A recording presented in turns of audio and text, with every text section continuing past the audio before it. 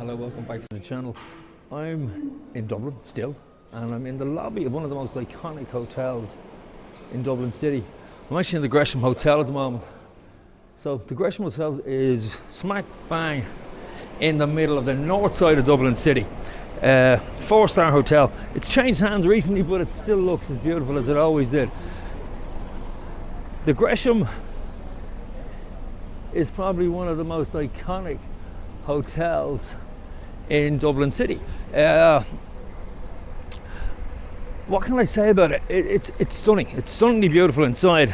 For security reasons, you can't go much further than where I just started the vlog, but it is absolutely stunning inside. It's been in several movies, including, I suppose, one of the most famous, Educating Rita, which most people probably wouldn't know, but certainly people of my generation would.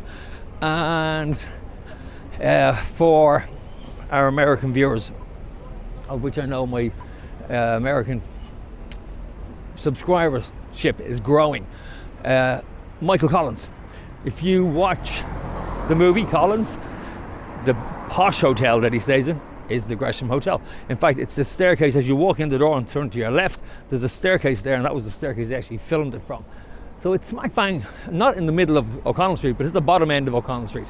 So O'Connell Street is the heart of the north side of Dublin City. And the north side, it does get a beating quite regularly. It's always been hammered as being probably the less attractive of the areas in Dublin City. Personally, I love it. I've always liked the north side. I'm from the north side. I'm a north sider. I'm a purebred north sider. And I don't know, maybe it's because this is where I grew up, and I suppose this side of the city is where my father would have been from. My dad was from Gardiner Street, which is in the city, smack bang in the middle of the city centre. And yeah, so as I said, I grew up, went to school not far from here, spent lunch breaks in here in town, and wouldn't have went much further than the north side purely because it was, couldn't get that far from school because my class was in the city centre. Now, as you can see, that is the spire. Okay, now I'm not going to insult. If you can hear what I can hear, I won't insult anybody's intelligence by telling them that you never really have any trouble walking along here, because I just hear two people having a row not far from where I am now. Okay, so we're going to cross over here, and I'm going to take you down Mary Street. Sorry, Henry Street. I'm saying Mary Street. I'm going to take you down Henry Street, back down towards the Halfpenny Bridge, and then I'm heading home. I'm getting the hell out of Dodge, as they say. Now, this is sort of shopping area in Dublin City. Not the busiest at this time of day, and wouldn't be. There aren't any pubs or clubs or anything like that on it, so it wouldn't have the same sort of buzz that you'd get from the likes of Temple Bar or even sort of Dame Street, that sort of area where there's a lot of pubs and clubs on the south side. This would be thriving during the day. There's no question about that. It would be a lot busier. You've a lot of shops along here, sort of mid to high end. You have the iconic Moore Street here on your right hand side, which back in its day would have been a bustling market, fruit and veg, fish, you name it, everything was sold along there. Now it's a shadow of its former self, but still. Whereas, as I said, during the day, Henry Street, this would be busy, would be very busy. The only place open now are the likes of O'Carroll's, which are the, if you want your diddly eye, your jumpers and your t-shirts. And I went to Dublin, and my parents went to Dublin, and all they got me was this effing t-shirt. That's where you go. That's the place to go. So now what you're looking at is just people coming home from work.